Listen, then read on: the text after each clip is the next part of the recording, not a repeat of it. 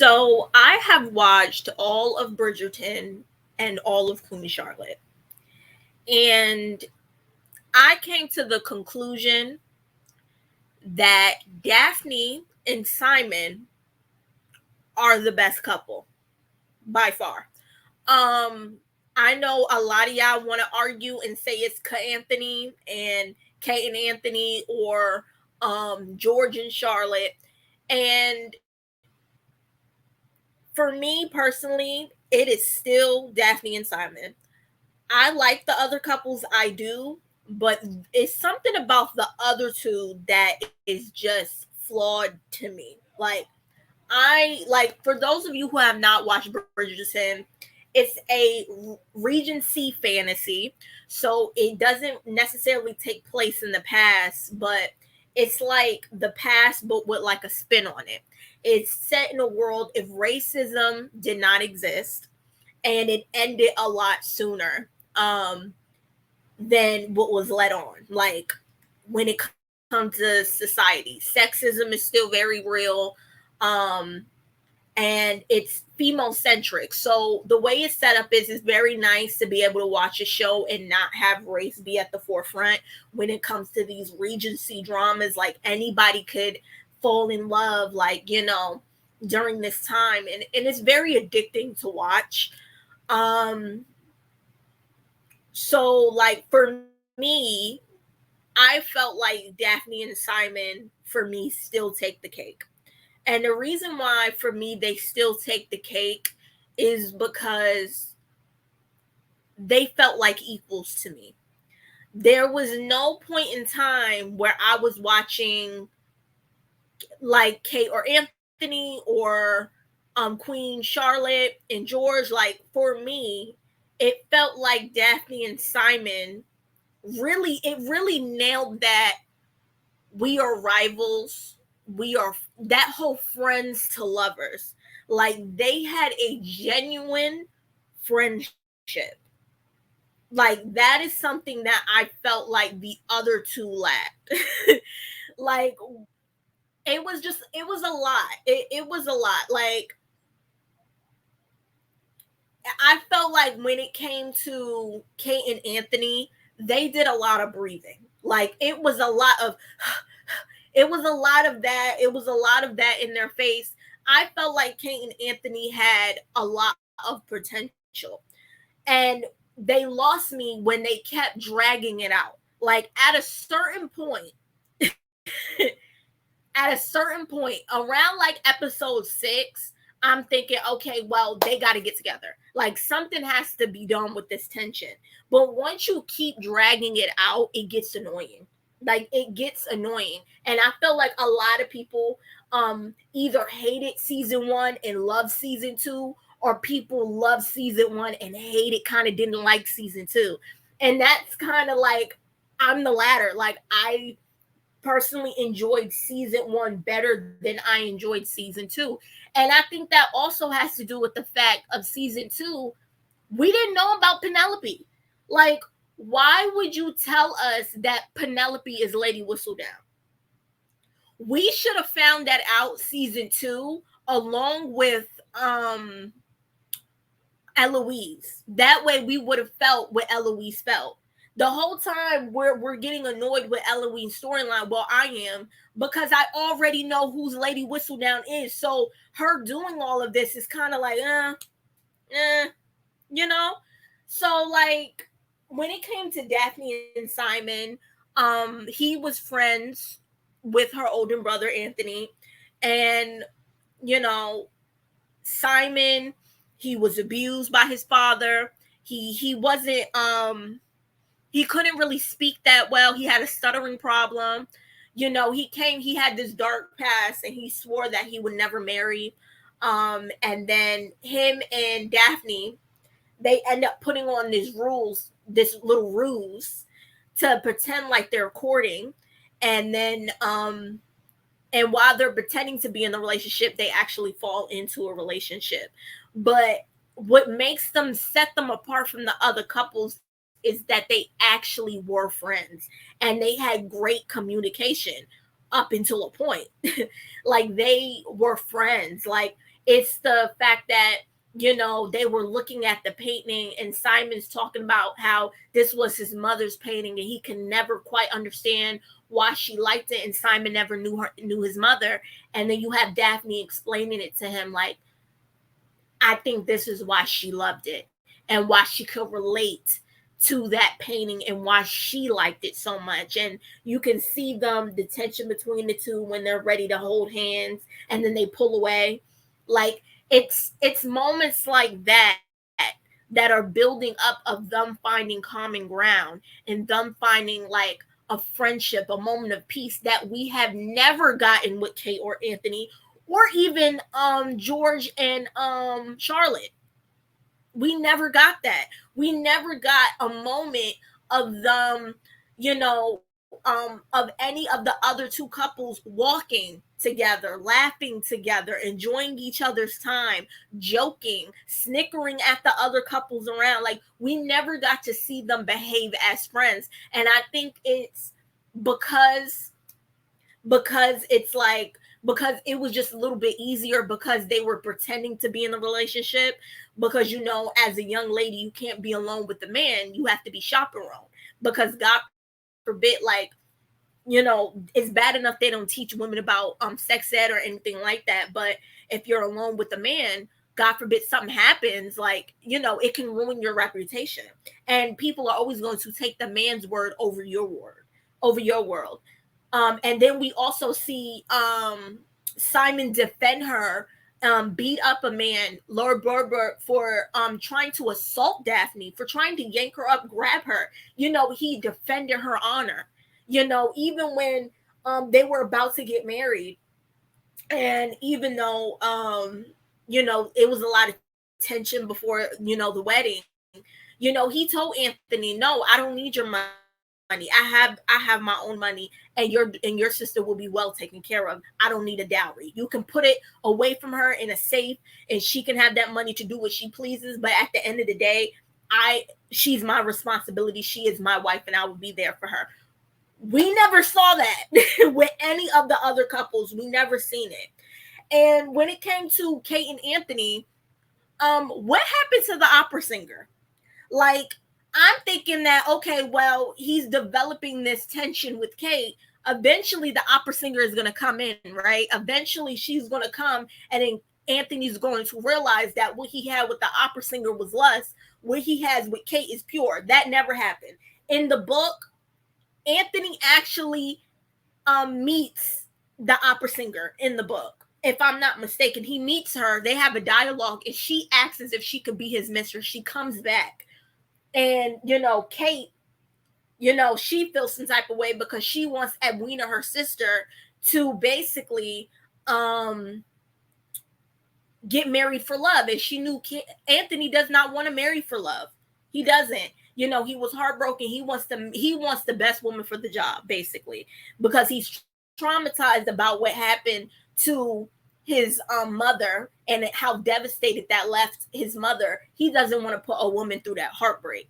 And then on top of that, when it comes to Sienna, you know, she wasn't a lady. She wasn't a part of that lifestyle. You know, she was a sex worker. She was an opera singer. A lot of the people who did instruments or entertain, when somebody labeled themselves back then as an entertainer, they did everything to entertain, which was acting, singing, dancing, pleasure. They did everything. They were there to entertain the masses. Like, that was their job. Yeah, like, I felt like Kate and Anthony, I like the fact that they were very similar, that they were like, I like that Kate was overbearing over her sister. I like that because it's karma because of how Anthony basically cock blocked Simon and Daphne the whole season. Like, he sat up there and cock blocked them the whole season.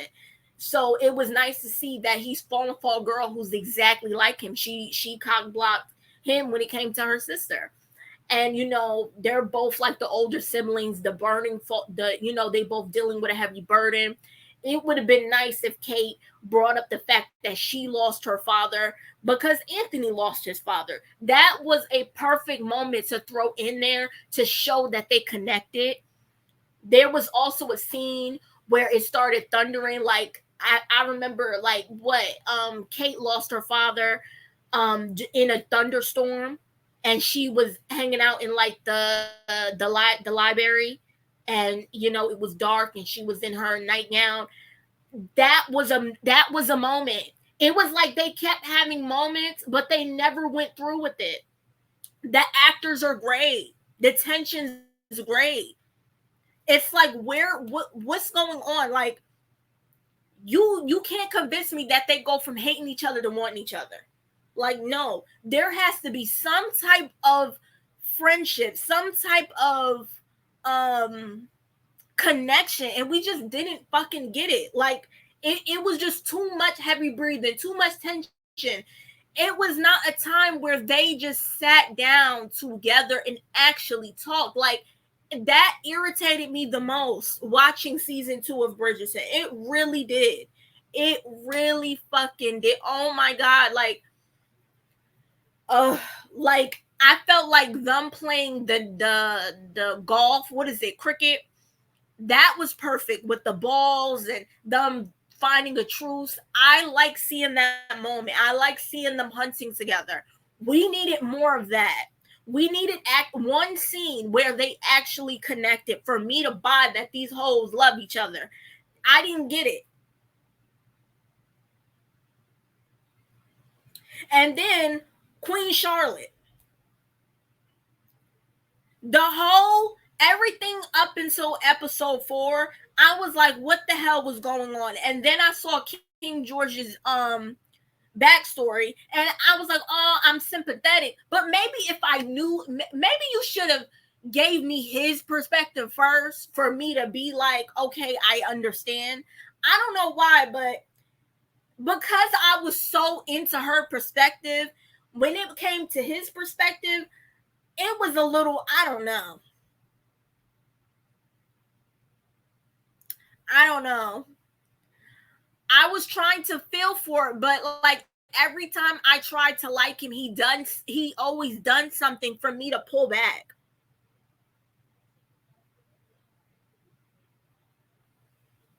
He always done. It was like every time King George was on screen, I could never fully trust him. And even when I got his backstory, it's the whole I feel like I know you better than you know yourself, so I'm gonna make decisions for you instead of trusting you. That irritated me a little bit.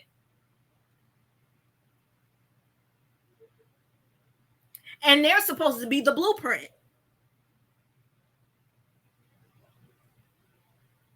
And then the whole thing, I'm looking at this black woman be with this white man. I'm thinking to myself, oh, they definitely. I'm thinking like the princess, the king's mother definitely got Queen Charlotte and married her off to George because they knew that they can get away with that because she's a black woman.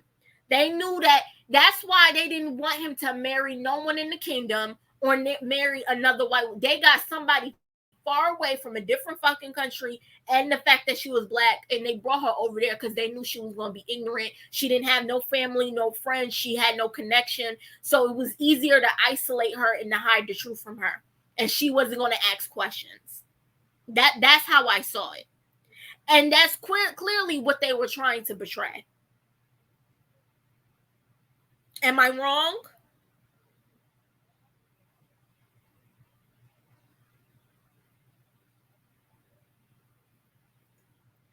And it was like I liked it because I really did like it because I felt like it was two people who were isolated, but they were the only ones that can touch each other. Like according to both of their status, they were the only two that really got to know each other. And Charlotte was put in this situation with this beautiful man, but this broken man. And it was a beautiful, sad story. It really was. She was so busy chasing after her husband and making sure her husband was okay that she was neglecting the children that she had with him. And at some point you end up realizing that the husband, the king, is no longer at Buckingham Palace. He is back at his palace. He's living in a different vicinity away from her and her children. That's what you end up finding out.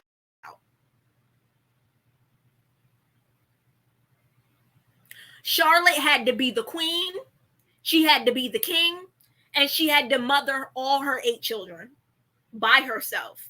She was a married single mother. That is basically what Queen Charlotte is about. Together, King George and Charlotte are a king. Because King George, as great as he was, as intelligent as he is mad, and he's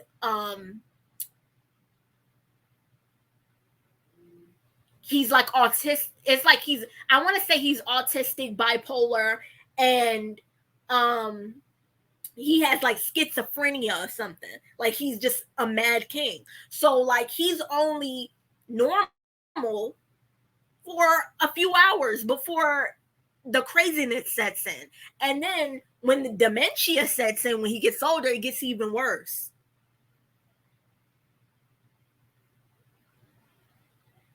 And then you end up finding out, I end up realizing that the queen in the whole entire series dressed different from everybody else in Bridgerton because she's trapped in time.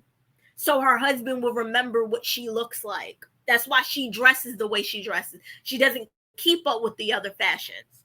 She's the only one who dresses like that, over the top.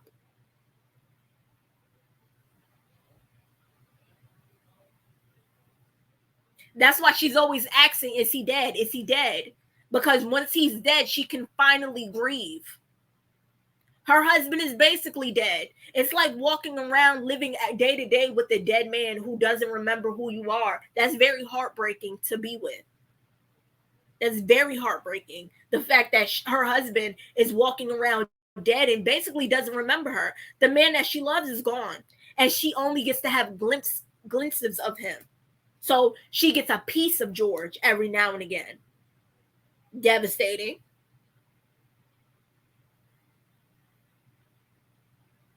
And this is supposed to be the best love story ever?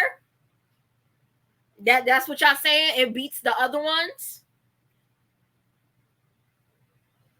Not to me. Not to me. Was it a beautiful love story? Absolutely. But it was tragic. It was a tragedy. It was a tragic love story. It was beautiful. It made me cry, made me feel, but it was devastating. I was like, damn, it really did have to happen to the black girl, huh? That's what I was thinking in the back of my mind. I don't know about y'all. That's what I thought. Damn. She gets a king, but she gets to live in isolation, forever frozen in time, waiting for her husband to finally let her go. And her kids even told her, bitch, why would, and then the whole time in the future, she's running around trying to figure out why her kids don't want to have children. Why would they? Why would they want to get married? Why would they want to have kids? Look at your life. You set the standard, you set the bar. We had to physically watch our mother deteriorate.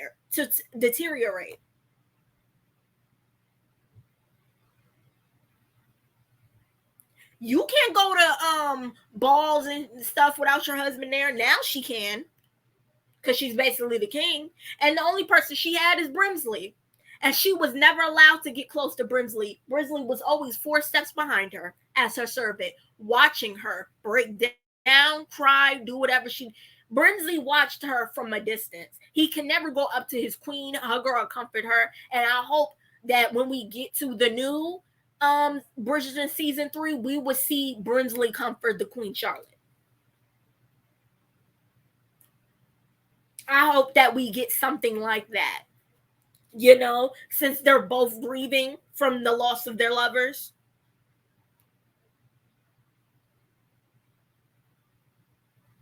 Mm-hmm. But the casting was excellent.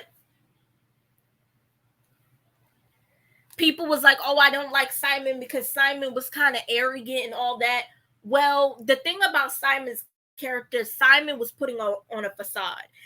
the way Simon would walk with like swag, the way he'll use his eyebrows, all of it was very much a performance. He was performing to be the Lord, the Duke. He all of that was an act. The way he swagged, the way he walked, whoever like that actor did amazing as Simon. The walk, the swagger, the overcom the over like compensating. He was doing all of that because of the past that he had. And um what's her name? Lady Danbury told Simon, you need to walk into every room like you commanded. And that is exactly what he does. And I like that. It's this he never had this regalness about him. It was always like he was someone pretending to be regal. And I like that because you have to remember when it comes to these black people, they just got their titles. They just got their titles. The titles are not really real. So it makes sense why he has this false bravado. It's not real. And then when it comes to Anthony, Anthony reeks royalty. Anthony is royal, but he is also short-tempered. He's he's a bit of a control freak. I like it. Like I felt like all the men played their characters. But when it came to King George, he was just naturally regal. Like I love that. That's the when it comes to the men, King George, when you look at King George, you know he's royalty. It's the way he walks, it's the way he talks, it's the way he carries himself. He's just a kind, gentleman. And I really enjoyed that. Those are my thoughts. I do not know how I'm going to feel about season 3 because to be honest with you, I don't care about Penelope. Y'all tell me if y'all like Penelope. I don't care about Penelope. I don't. Because to me, Penelope, bitch, Penelope is, girl, like Penelope basically ruined Marina's marriage for a good reason. Like it was for good reason. But like at the end of the day, girl, like you made your family go poor. Like, how are you supposed to be Lady Whistledown and you can't get into the parties? Like, you're socially outcasting your family. Like, girl, like, don't you know that you're Lady Whistledown and you have to be at these places to be able to report on the scoop? Like, what part of if your family, like, y'all are all women. If your mom is in a bad position, bitch, you are. You don't have a daddy. Like, what are you doing? And why couldn't you tell Eloise you was Lady Whistledown?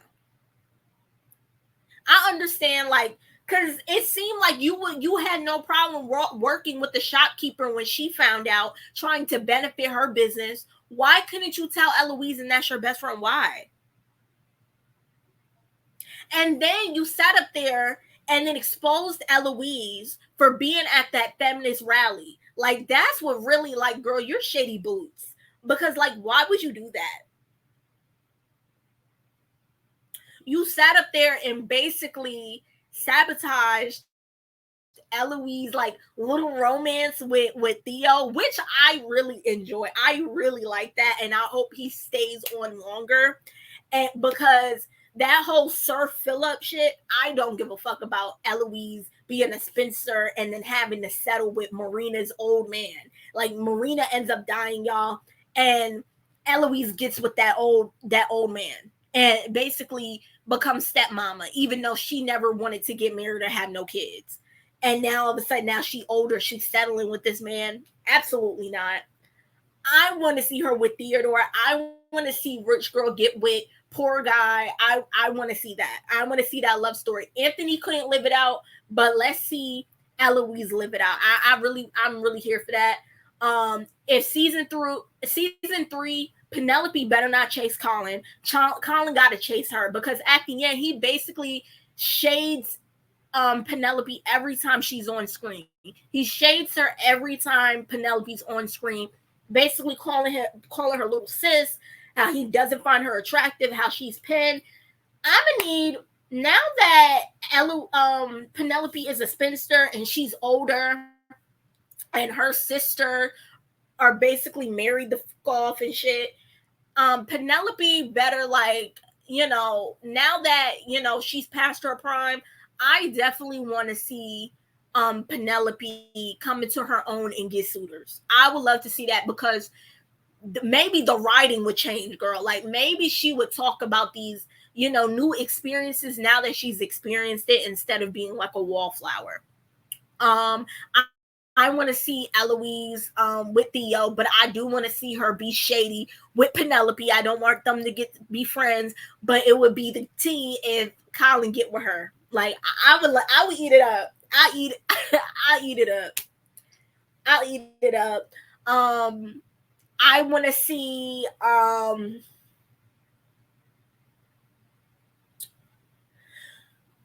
the mom, the Bridgerton mom, Lady Bridgerton. I want to see her find new love after the death of her husband. But that's just me. Y'all tell me if y'all agree with me. If y'all don't agree with me, y'all tell me in the comment section below. It's your girl Naya here, and peace.